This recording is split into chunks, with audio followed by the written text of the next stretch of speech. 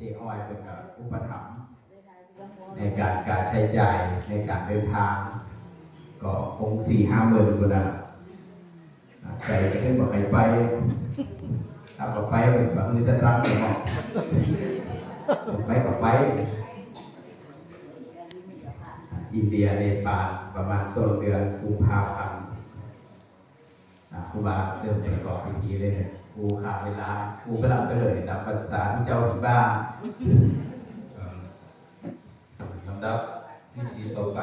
จะเป็นพิธีเบิกเนตรพระซึ่งพุทธปฏิมาของโบสถ์วัดมันโตนี่งดงามที่สุดเทียบในตำบลเสียนี่นะมีลักษณะทุกอย่างสมส่วนโดยหน้าที่แยกทางพระครูประหลัดเจ้าอาวาสยิ้มแย้มตลอด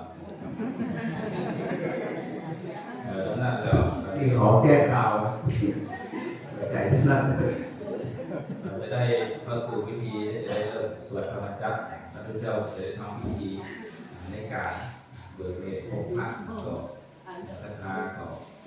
ยกมือไหว้ในคณะทำพิธีคณะที่เริ่มสวดธรรมจักรไปได้แล้วก็เริ่มเบิกเนตรพบพระครั้งก็เริ่มล่างไม่ได้เรื่อยๆจนกว่าจะทำพิธีเบิกเนตรเสร็จเรียบร้อยเพราะว่าหลังครั้งการแสดงมนต์กล้องกลางวันเป็นการเหมือนกับเรายินดีปลื้มปิติในพิธีที่ศักดิ์สิทธิ์ครั้งนี้ที่ได้สำเร็จเหมือนกับพระพุทธเจ้าเสด็จลงมาประทับในที่นี้นั่งอยู่เหนือแต่แก้วที่เขาได้ไว้ได้สากันนี่คือพิธีเบิกเนตรดังนั้นแล้วศรัทธาก็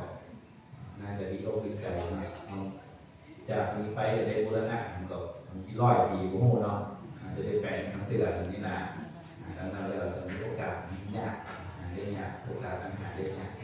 พบกันใจนี่เป็นบุญเป็นกุศลเด้อ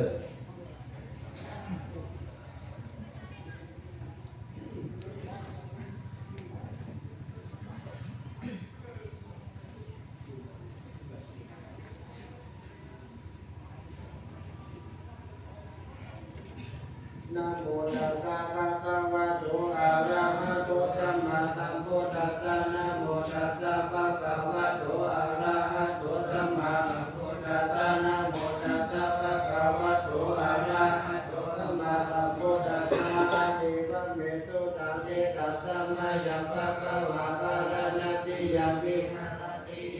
ปัตตะเนมิกาตะเดตัตระโกภะคะวะปัจจวัคคียาภิกขุอามาเตสิตเวเมภิกขเวอัตถะปะปะคิเตนะตะปะโยจะยังกะเมสุกัมมาสุขันลิกานุโยโกหิโลกัมโมโพตุจานิโกอานาริโยอานาติสันโยจะยังอัตตะกิลมัฏฐานุโยโหตุโกอานาริโยอานันตสัจญิโตเอเตเต